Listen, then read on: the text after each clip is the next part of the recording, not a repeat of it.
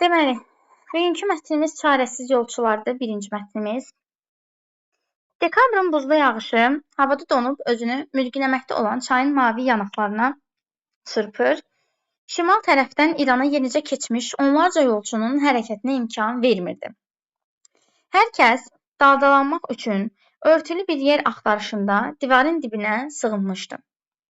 Mənim yaxınlığımda dayanmış iki gənc qız soyuğa dözməyib titrəyirdi.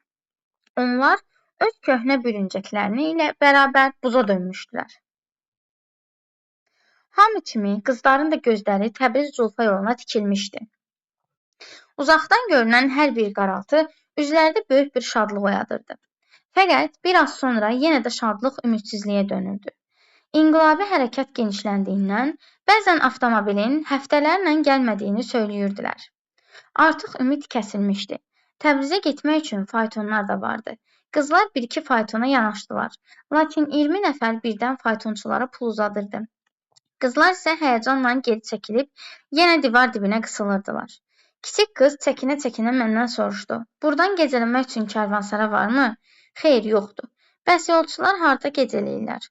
Çayçı dükanlarında. Tanışı olanlar da onların evlərində. Bu sözdən sonra aralığa yenə sükut çökdü.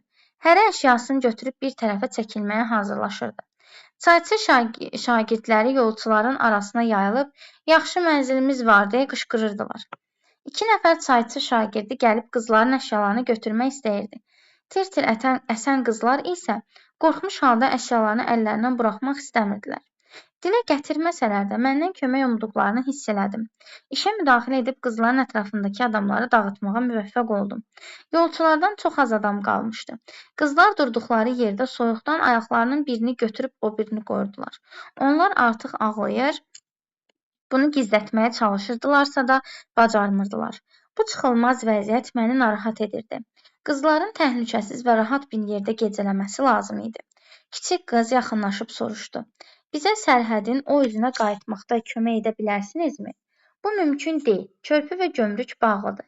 Siz gərək avtomobilin gəlib gəlməyəcəyini o tayda öyrənib bu tərəfə keçəydiniz dedim. Qış günəşi dağların arxasında görünməz olurdu. Birdən kimsə məni səslədi. Poçt rəisi avtomobilin olmadığını eşidib məni evə qaytarmaq üçün gəlmişdi.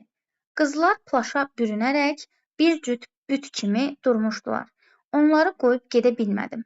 Qərara gəldim ki, özümlə aparam. Yaxınlaşıb dedim. Xanın evində gecələmək üçün gedirsinizmi? Xanımı da nəzakətli və hörmətli bir qadındır. Qızlar bir qədər tərəddüd göstərdikdən sonra məmnuniyyətlə gedərik, deyə onlar əşyalarını götürmək istəyəndə poçt xidmətçiləri imkan vermədilər. Qızlar inamla ardımızca addımlamağa başladılar. Xanım qadını onları çox hörmətlə qəbul etdi. Qızların əminamanlıq dolu baxışlarını görmək məni rahatlatdı. 321-ci suala baxırıq. Deyir, mətnə əsasən müəyyən etmək mümkün deyil. Qızların geri qayıtmaq istəmələrinin səbəbini. Qızların geri qayıtmaq istəmələrinin səbəbini müəyyən etmək olar. Çünki onlar özlərini təhlükəsizlikdə hiss eləmirlər. Burada baxın, ağlayırlar, yəni yatacaq, qalacaq yerləri yoxdur, pis vəziyyətdədirlər, ona görə geri qayıtmaq istəyirlər. Bu var. Qızların səfərinin məqsədi. Mətn boyu oxuyuruq, amma qızlar nə məqsədlə bu yolda kimsəsiz qalıblar, onu bilmirik. İkinci cavabı yoxdur. Müəyyən etmək mümkün deyil.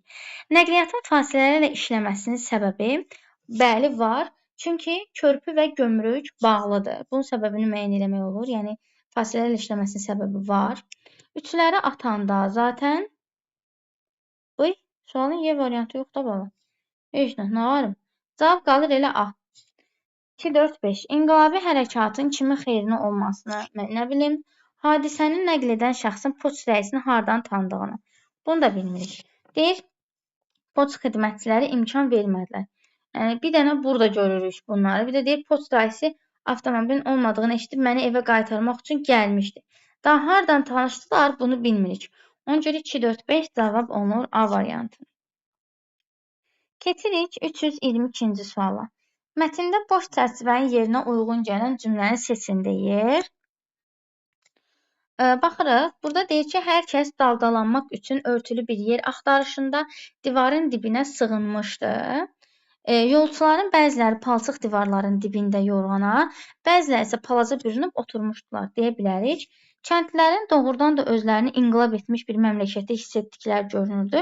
İnqilab etmiş bir məmləkətdə hiss etmək yaxşı bir şeydir. Yəni inqilab olubsa müsbətə doğru dəyişiklik olmalıdır. Amma bunlar soyuqdan donurlar. Yəni soyuqdan donduqlarını əks etdirən və oradakı obrazları əks etdirən cümlələr olmalıdır. 2 olmaz. Fəqət onlar kimi tez getmək üçün bir çoxları yola doğru qaçırdı. Xeyr, gözləyirdilər onlar. Yolçulardan bir çoxu bu dağılmışda heç vaxt sağlam bir hava görmədim deyə Culfa mühitinə nifrət yağdırırdı. Düzdür, orada hava soyuqdur deyənə bürünürlər, düzdür? Havanın pis olmağından danışır. Ona görə cavab olur 322-dən Y variantı. 1-4. Sonra mətndə altından xətt çəkilmiş hansı cümlələr, hansı ifadələr poetik funksiya daşıyır deyir. Poetik funksiya bərabərdir məcazi məna, yəni sizdən məcazi istəyir. Onun üçün də altından xətt çəkilmiş sözlərə baxırıq. Məsələn, elə axırıncı sözümüz əminamanlıq dolu baxışlardır, düzdürmü? Əminamanlıq dolu baxış deyəndə əlbəttə ki, məcazi məna nəzərdə tutulur. Yəni baxışda əminamanlıq dolu ola bilərmi? Yox. 5-i götürəcəksiniz bu tərəfdən. Sonra gəlirik 4 sükut çökdü. Sükut çökə bilərmi? Xeyr, bu da məcazi mənadadır. 4-5. Köhnə dözməyib titrəyir də həqiqidir. Köhnə bürüncəklər həqiqidir. Mavi yanaq. Mavi yanaq olmur. Özdəki çayın mavi yanağı məcazidir. Cavab düzgün cavab olur 1, 4 və 5. 1, 4 və 5. 323-cü sualda cavab olur D variantı. 324-cü sual. Mətndə tünd qara hərflərlə verilmiş söz hansı mənada işlənmişdir deyir. Mətndə tünd qara hərflərlə yazılmış sözə baxırıq. Hərəkat genişləndiyindən yazır. Hərəkat genişləndiyindən demək, yəni çox insanlar arasında yayılmaq deməkdir. Bu da kütləvi şəkil almaq anlamına gəlir. Tərəqqi etmək bərabərdir inkişaf etmək. Günü-gündən parçalanmaq aid deyil. Zəifləmək aid deyil. Bu tənəzzül etmək olar. Getdikcə artmaq bu da deyil. Cavab olur kütləvi şəkil almaq, yəni genişlənmək. Getdikcə artmaq mənasında, yəni bilirsiniz niyə olmur? Məsələn, sən deyəm, məsələn, inqilabi hərəkət getdikcə artırdı. Artmaq o deməkdir ki, məsələn, 1 idisə olur 2, 3, 4, 5. Amma genişlənmək o deməkdir ki, əvvəl bu boyda ərazidə idisə, sonra bu boyda ərazidədir. Sonra bu boyda ərazidədir. Sonra bu boyda ərazidədir. Yəni genişlənməklə getdikcə artmaq eyni mənaya gəlmir. Genişlənmək kütləvi şəkil almaq. Yəni insanlar arasında yayılmaq. 325-də deyir ki, əvvəlinə üçbucaq işarəsi qoyulmuş. Abzas əslində 2 abzasdan ibarətdir. İkinci abzasın ilk cümləsi hansı sözdən başlayır? Gəlirik, görürük ki, çox yekədir, düzdürmü? Bu sözdən sonra aralığa yenə sükut çökdü. Hərə əşyasını götürüb bir tərəfə çəkilməyə hazırlaşırdı. Çayçı şagirdləri yolçuların arasına yayılıb, yaxşı mənzilimiz var, deyə qışqırırdılar. 2 nəfər çayçı şagirdi gəlib, qızların əşyalarını götürmək istəyirdi. Tir-tir əsən qızlar isə qorxmuş halda əşyalarını əllərindən buraxmaq istəmirdilər. Dilə gətirməsələr də məndən kömək umduqlarını hiss etdim. İşə müdaxilə edib qızların ətrafındakı adamları dağıtmağa müvəffəq oldum. Yolçulardan çox az adam qalmışdı. Deməli, burada cavab olacaq D variantı yolçulardan. Niyə? Çünki burada bura qədər olan hissədə qızlara olan təklifdən, yəni və eyni zamanda qızların qorxu hissi keçirməsindən danışılırsa, yolçulardan artıq yeni bir şey. Yolçulardan çox az adam qalmışdı. Qızlar durduqları yerdə soyuqdan ayaqlarının birini götürüb o birini qorudular. Yəni Haşiyə aldığım hissədə qızların qorxması və bu hadisəni nəql edən şəxsin bir növ onları qorumasından danışılır.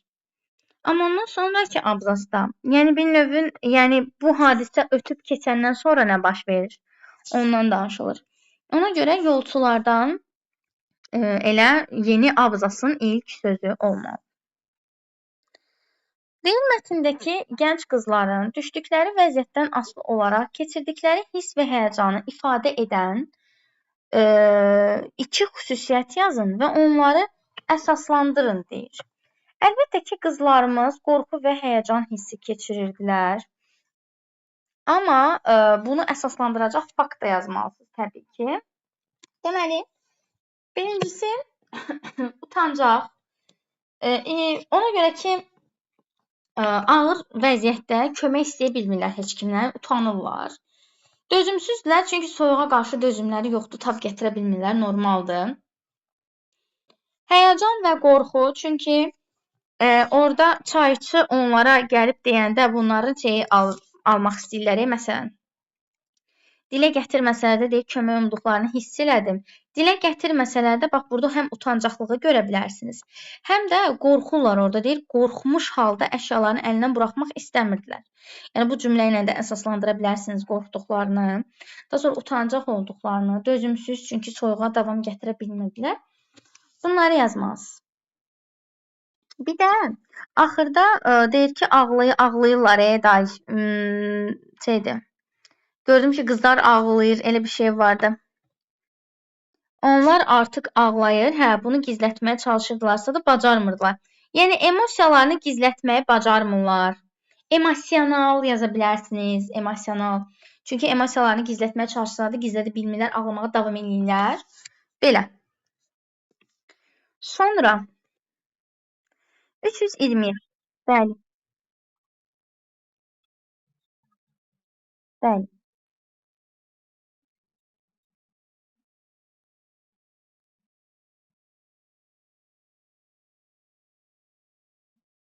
Bəli.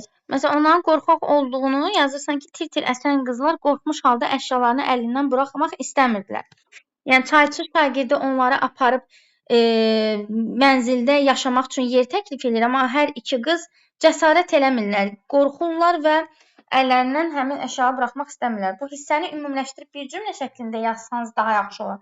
Amma qorxmuş halda olan hissəni götürüb, bəli, keçirdiyi hiss və duyğuya yazıb o cümləni əsaslandıra bilərsiniz. Sonra 327-də deyir ki, mətndən iki fakt yazmaqla hadisələrin müasir dövrdə baş vermədiyini əsaslandırın. Birincisi, uşaqlar, burada deyir ki, burada deməli, gecələmək üçün, məsəl üçün, karvansaradan istifadə edirlər. Burada baxın, deyir ki, indi mehmanxanalardır da, yəni otellərdə falan qalırlar insanlar. Amma burada deyir ki, birincisi həm burada fayton var. Baxın. Sonra bayaq gözümə sataşdı o karvansara. Deyir burada gecələmək üçün karvansaranın olması.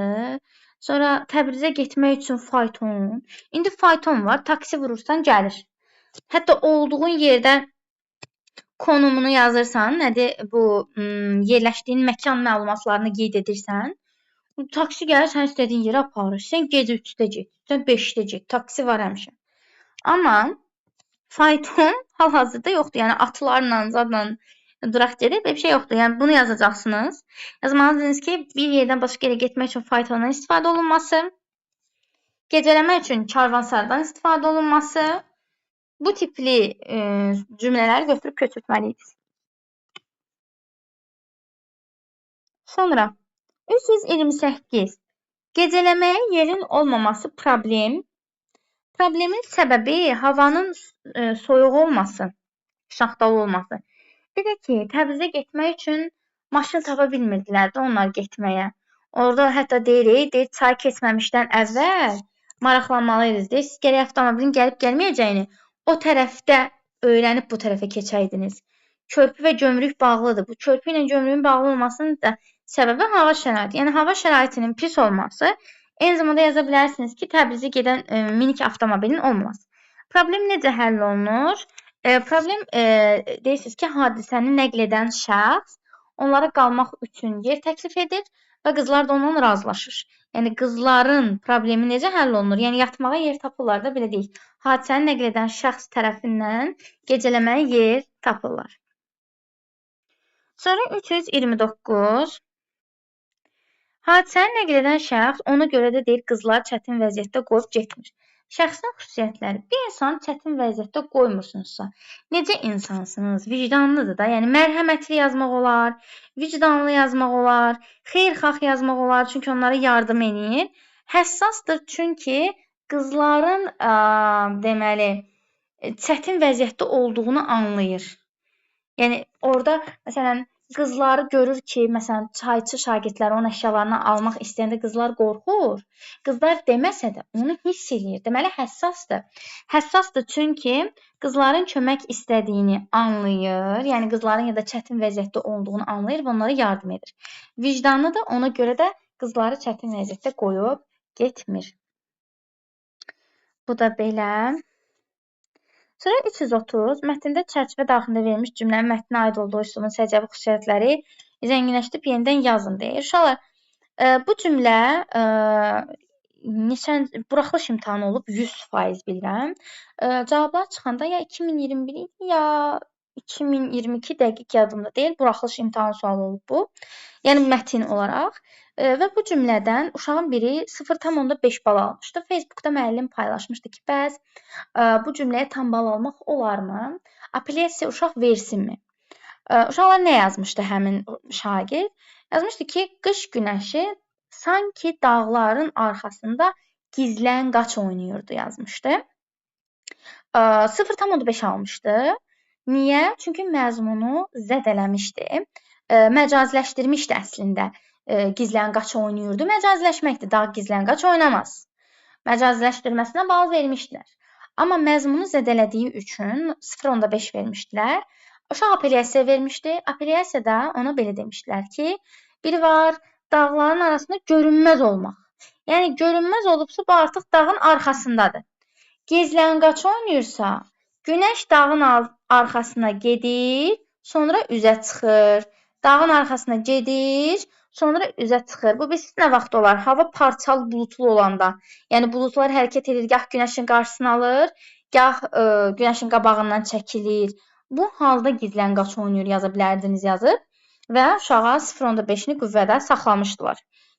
Yəni belə olan halda xahiş edirəm diqqətli olun və mən hər zaman dediyim bir şey var. Ya dağın qarşısına məcazi artır, ya qış günəşinin, yəni isminizin qarşısına məcazi mənalı söz artırın. Məsələn, mən dağın qarşısına məcazi artıracağam. Məsələn, başı buludlara çatan dağların, dağın başı buludlara ya da başı göylərə dəyən, başı buludlara çatan, dağın başı məcazdır, çünki baş orada çox mənalıdır. Başı buludlara dəyən dağların arxasında görünməz oldu. Buludlara qədər uzanan dağların, bəli, ola bilər. Yəni, qısacası isminizin qarşısına məcazi mənalı sifət artırmalısınız. Belə, ən rahatı budur. Yəni, feili dəyişməyə bənd olmayın. Çünki feili dəyişərkən məzmunda itirmə eləyə bilərsiniz. Yəni, tam olaraq sinonimini yazmaya bilərsiniz. Ona görə ən yaxşı ismin qarşısına məcazi mənalı sifət artırın. Ya da nəyəsə bənzətmə edin, kimi qoşmasından istifadə edin. Belə. Bu mətnlə bağlı kiminsə nəsə sualı olsa bildirər.